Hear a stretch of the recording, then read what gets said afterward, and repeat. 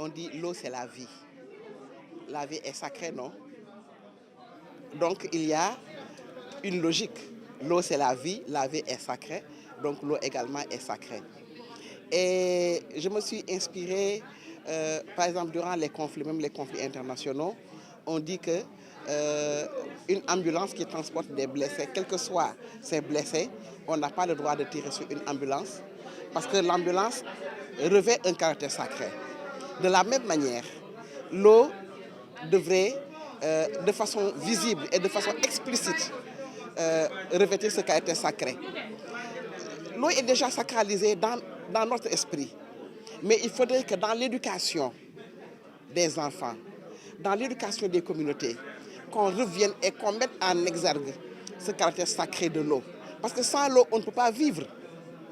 Mais on n'éduque pas assez les gens à la sacralisation de l'eau, en faire quelque chose dont dépend notre vie. Notre vie en dépend effectivement, mais on doit faire prendre conscience aux personnes, faire prendre conscience à tout le monde que l'eau est sacrée.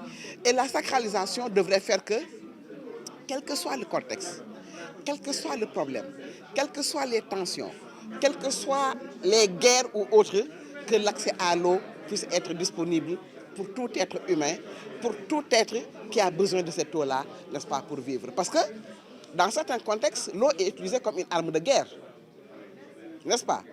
On empoisonne les puits, on empoisonne les rivières, on empoisonne les fleuves, justement pour éviter que l'ennemi ou que l'adversaire ne puisse l'utiliser. Et ça doit être interdit sur toute la planète Terre. Et pour moi, donc c'est important que l'eau soit officiellement, institutionnellement et politiquement, n'est-ce pas, sacralisée. D'ailleurs, toutes les religions, que ce soit les religions révélées ou bien les religions, n'est-ce pas, traditionnelles, les religions africaines, toutes les religions accordent ce caractère sacré, n'est-ce pas, à l'eau.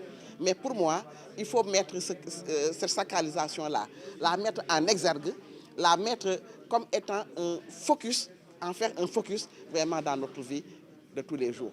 Et ça pourrait éviter les gaspillages que nous connaissons, parce que certes nous sommes un continent où il y a de l'eau, mais il n'y a jamais assez d'eau, parce qu'il n'y a jamais assez de vie.